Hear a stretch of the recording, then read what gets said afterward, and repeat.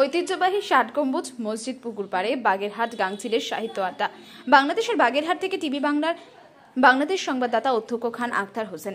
গাংচিল সাহিত্য সংস্কৃতি পরিষদের বাগেরহাট জেলা শাখার উদ্যোগে এক বিশেষ সাহিত্য আড্ডা অনুষ্ঠিত হয়েছে ৯ নভেম্বর শনিবার বিকালে বাগেরহাটের ঐতিহ্যবাহী ৬০ গম্বুজ মসজিদের পুকুর পাড়ে এক মনোজ্ঞ সাহিত্য আড্ডায় প্রধান অতিথি হিসেবে উপস্থিত ছিলেন গাংচিলের প্রতিষ্ঠাতা এবং প্রধান সমন্বয়ক অধ্যক্ষ খান আখতার হোসেন। উক্ত অনুষ্ঠানে সম্মিলিত অতিথি হিসেবে উপস্থিত ছিলেন গাংচিলের প্রধান কেন্দ্রীয় স্থায়ী সদস্য আমাতুল হাফিজ, সংগঠনের বাগেরহাট জেলা শাখার সভাপতি সৈয়দ শওকত হোসেনের সভাপতিত্বে ও সাধারণ সম্পাদক সৈয়দ তৈফুর নাহারের সঞ্চালনায় অনুষ্ঠিত বিশেষ সাহিত্য আড্ডায় অন্যান্যদের মতো উপস্থিত ছিলেন গাংচিলের বাগেরহাট জেলা শাখার সিনিয়র সহ সভাপতি মোহাম্মদ মহিতুর রহমান, সহসভাপতি আরিফুল ইসলাম আকিনজি, রেখা আলী, সদর উপজেলা কমিটির সম্পাদক এবং সাধারণ সম্পাদক দেবাশিস সরকার, জেলা শাখার সমাজ কল্যাণ সম্পাদক হেনা চৌধুরী, স্বাস্থ্য বিষয়ক সম্পাদক কাজী সাইদুর রহমান, সবুজ নির্বাহী সদস্য ইমরান কবির রুমেল, শারমিন কাজল, সেলিমা আক্তার, শিশু সদস্য সিয়াম খান প্রমুখ।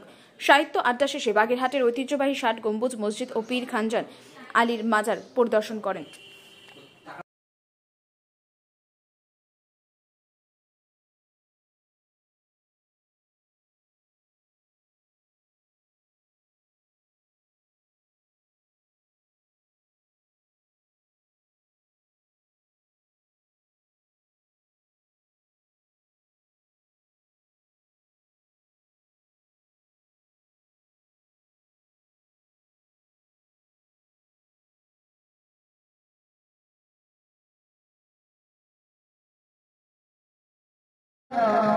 হয়েছি আমি মঞ্জিল ভালোবাসা, একই সাথে হয়েছি দুজন, একই সাথে বাঁধা দুটি প্রাণ, ছিড়বে না মনের বাঁধন, হাসলে আসুক তুফান, তুমি